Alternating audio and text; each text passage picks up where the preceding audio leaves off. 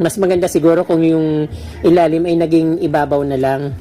Kasi yung sa ibabaw, very ordinary. Tapos pag tingin mo sa ilalim, napakaganda ng kulay. Kaprom din, maraming salamat po sa inyong pagsusuporta at pagtulong sa akin para ma-reach ko yung 50k na subscribers. Kung hindi po dahil sa inyo, ay hindi ko po ma-reach yun.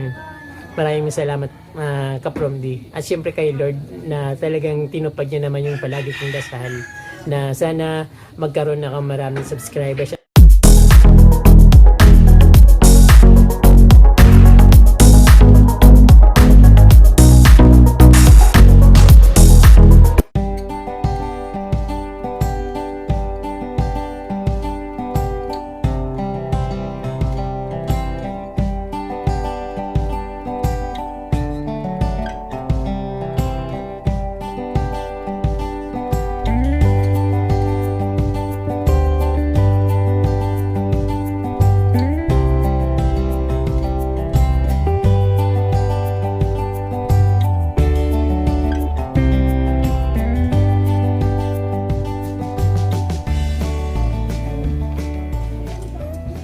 Hello mga Kaprom D, magandang araw sa inyong lahat. Ito ulit ako naghahalongkat ng mga halaman. Alam nyo Kaprom D, hindi ako fan ng mga halaman sa paso. Kaya hindi ako napapakali kapag mayroon akong nakikitang mga halaman sa paso. Dahil parang magulo. Pero kung bago lang po kayo sa aking channel, huwag niyo pong kalimutan mag-subscribe. At pindutin po yung notification bell para updated po kayo sa aking mga videos. Ayan po Kaprom D, kaya ito, tinanggal ko yung mga paso dito, yung dati inayos ko na to, yung pinapatong ko pa sa mga bato, kasi hindi ako mapalagay, parang ang gulong tingnan.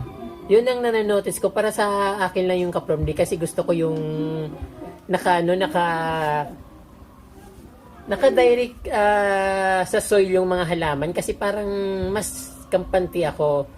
At napi-feel ko na parang gustong-gusto ng mga halaman na nasa direct soil.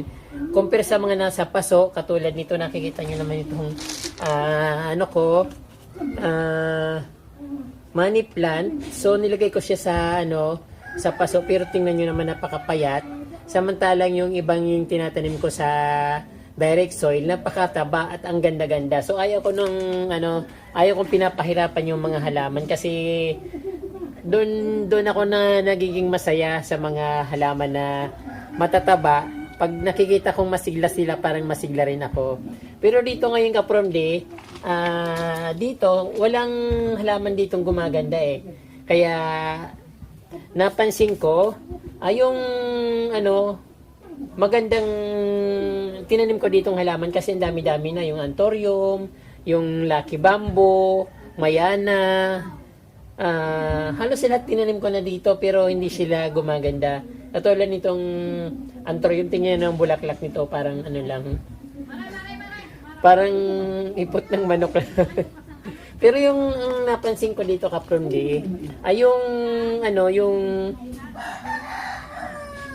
syngonium, maganda dito. Kasi hindi siya masyadong naiinitan. At ayaw niya rin masyadong basa. Ganon din yung bigonya. Kaya yung na-notice ko, yung bigonya na tinatanim ko dito, ito katulad nito, napakatagal na nito dito at ang ganda-ganda. Ang dami kong binigyan niya nandito, umano yan dito eh. Parang gumapang na siya dito kung saan yung banda, pero dahil sa daming humihingi, yun, yung mga gumagapang na yun, yung mga suwi niya na nahihiwalay sa kanya, yung binibigay ko sa mga pupunta dito pag nagustuhan nila. Kaya ito na lang yung natira. Pero tingnan nyo naman Kaprom D, sobrang lago niya. Kaya ang naisip ko, maglagay ako ng bigonya dito, tanimin ko ng bigonya, at syngonium na kulay ani yun. So, the vision dito kasi, alam ko yung bigonya, ayaw niya lang masyadong ayaw niyang masyadong nababasa. Pero gusto niya yung warm na mapresko, napipresko din sa paminsan-minsan. Kasi dito sa amin, maraming mga wild na bigonya sa mga tabing ilog. Pero siya, sa mga batuhan, hindi sa mismong lupa. sa may mga bato tumutubo. So alam niyo naman kapag nasa bato, ibig sabihin hindi siya masyado nagko-consume ng tubig. Kaya dito ko siya itatanim dahil ayaw niyang masyadong maraming tubig. So perfect siya dito dahil may bubong siya itaas. Then sa morning sun, pag umaga dito tumatama yung araw. So yung mga nasa paso na bigonya, ilalagay ko dito sa mga bato na nilagay ko rin dyan matagal na. Ayun. Katulad ng syngonium na ito, kapromdi, napakaganda niyan tingnan, di ba? Yung pagkakulay neon niya, nagkukulay neon tapos nagkukulay pink. So binigay lang din naman ito sa akin ng kaibigan ko. Tingnan nyo, napakaganda. At siyempre yung itatanim ko dito, kinuha ko na sa kanya. So, ibig sabihin, malago na rin siya kasi kung nakikita nyo, napakaganda ng dahon niya. At kulay neon talaga yung buhay na buhay. Ayan yung caladium na Heart of Jesus.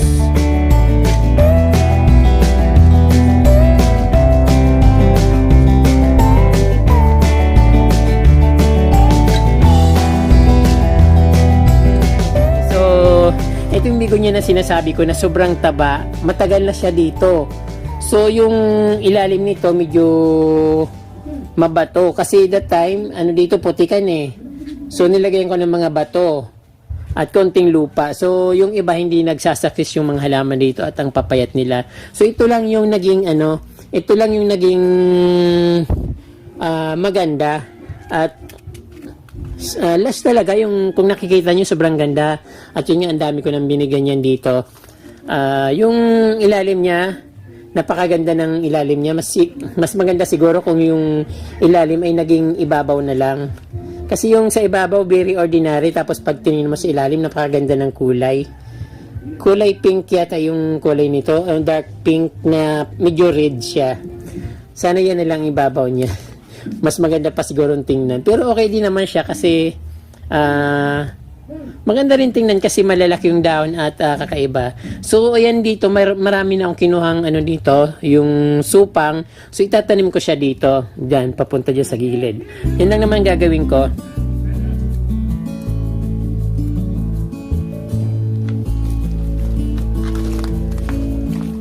So, i-distribute ko na yung lupa na kinuha ko dahil yung kapitbahay ko ay gumagawa ng CR nila. So, ang daming lupa. Tamang-tama, wala akong mapagkunan ng lupa dito kaya hindi ako nakakapag-ayos ng halaman. So ito, maraming binigay sa akin at unlimited siya. Marami pang pinapakuha pa ako ng kung hanggang anong gusto ko, kung gaano karami at basta hanggang mayroon pa. So dadagdagan ko yung lupa ng mga dito para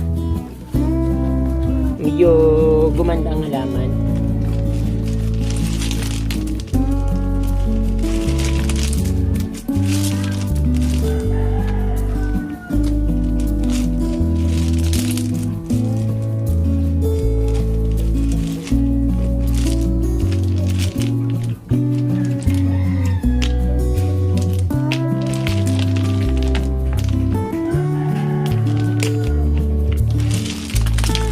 Yung mga medyo pangit, yung hindi masyadong maganda pagkaputi, yun nilalagay ko sa ilalim. Hindi naman actually pangit. Yung hindi lang masyadong maganda yung pagkaputi niya.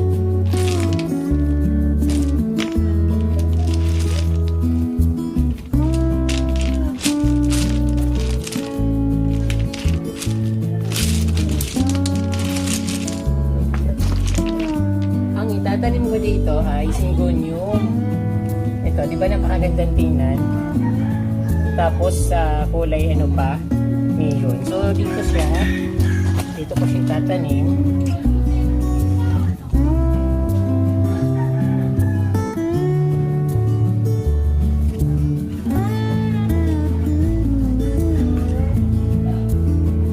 Hindi naman siya sensitive itanim. Kaya okay lang ito. So pag dumami siya, siyempre puputulan ko lang kasi trimmable naman siya.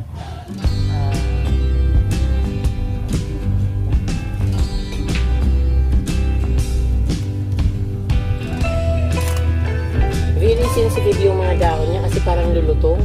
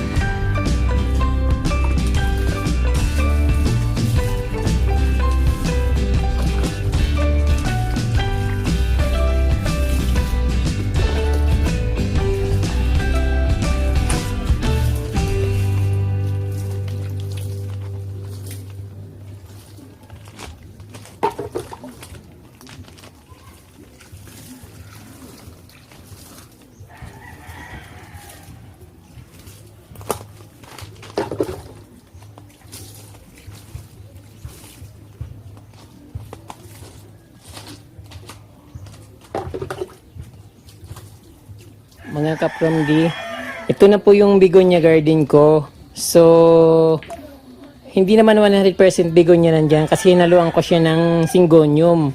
Although nasa dulo naman, but yung nandito, puro ano siya, begonia. So, hindi ko alam kung ano mga pangalan nila, pero ang gaganda nilang tingnan.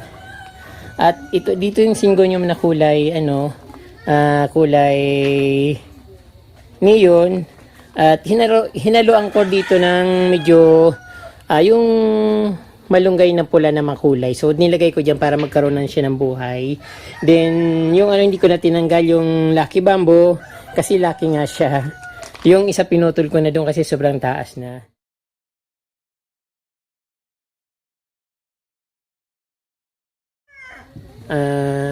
Bagong tanim, yung begonia star na bagong kong tanim at nilipat ko dyan sa binili kong lalagyan. Yung mga gumagawa-gawa lang dito na parang simento na may pila, ayan. Then pink na begonia, yung silver white na begonia, yung white begonia, then hindi ko to alam. Ayan, dating begonia dito. So, sinamahan ko siya ng madaming begonia. Then, begonia star. Ayan. Napakaganda nilang tinang ka-Promdi at napakasarap sa mata. So, pag lumago siya, sigurado ang ganda-ganda niya. At sana lumago at sana hindi mamatay. Ayan po.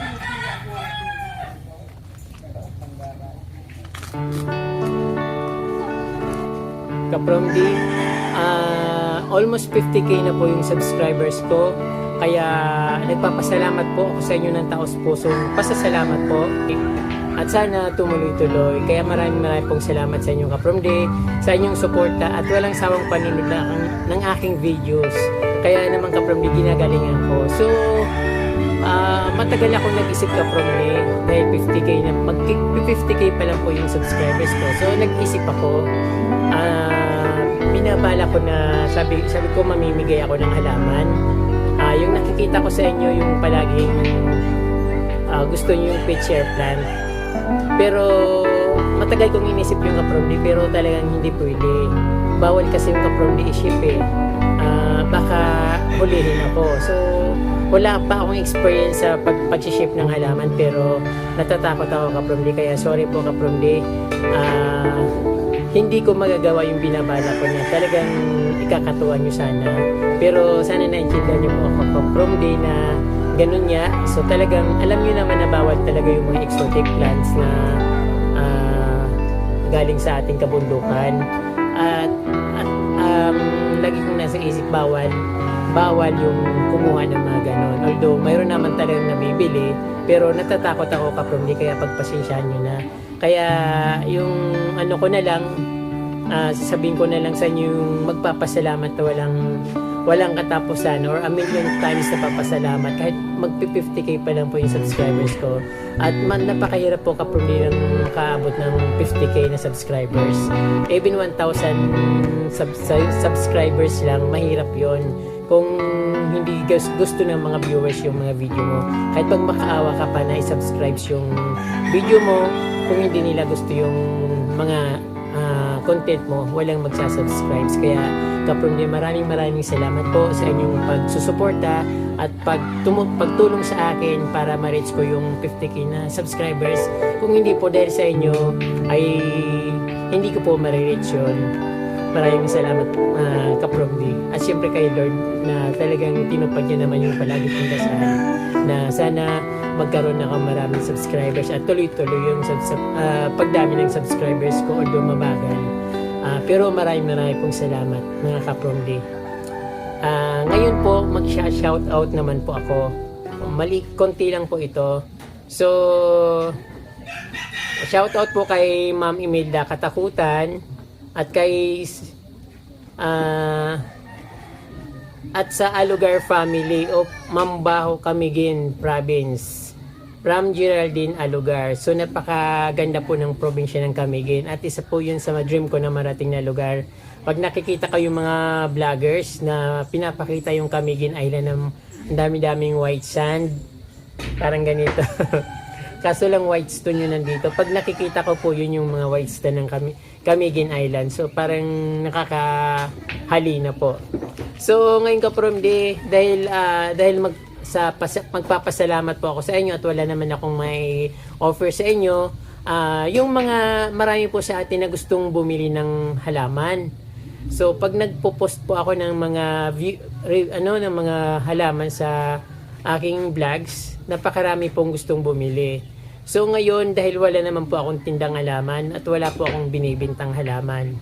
Vlogger po ako at hindi po ako nagtitinda ng halaman. Plantito vlogger. Ayan po. So ngayon po Kapramdi, gusto ko po yung i-feature yung mga plants nyo, yung mga subscribers natin na nagbibinta ng halaman na hindi nabibili. So pwede nyo pong ipadala sa akin yung picture ng inyong halaman at yung malinaw at yung picture po ay anong tawag doon? Landscape po yung picture na ipapadala nyo sa akin kung gusto nyo lang po. So landscape yung picture, quality syempre yung pagka-picture. Then kahit anong halaman yung ibibinta nyo, syempre ipapadala nyo sa akin yung contact number nyo, location, at yung presyo ng halaman para pag pinicture ko po yung halaman nyo sa aking video, sa mga susunod na video, alam ng mga viewers natin kung saan po sila bibili at kung ano pong lugar yung malapit sa kanila na bilihan ng halaman na pwedeng mag-shape ng mga halaman. So, diyan sa Albay, alam ko mayroon nagtitinda ng halaman sa Quezon. Basta marami, kung gusto niya lang po Kapramdi, bilang pasasalamat ko po sa inyo. So, wag na po yung vloggers na yung mga nagtitindang halaman na vloggers, doon na lang po kayo magtinda ng halaman sa vlogs nyo. So, ang ko lang po, yung mga nagtitindang halaman o kahit walang tindang halaman na gusto nilang ma-feature yung kanilang garden o yung mga halaman na tinatago. Ayun po Kapramdi, maraming pong salamat sa inyo. At ulitin ko po yung mga interesado pong pa-feature ng kanilang mga halaman, pangtinda man or hindi, padala nyo lang po sa akin yung pictures ng yung mga quality pictures na halaman po. Landscape po yung picture, then contact number, location at price at kung sino po yung contact person. Ayun po Kapramdi, maraming pong salamat at huwag niyo pong kalimutan mag-subscribe at pindutin po yung notification bell at i-share po yung video. Maraming pong salamat at Diyos maabalos.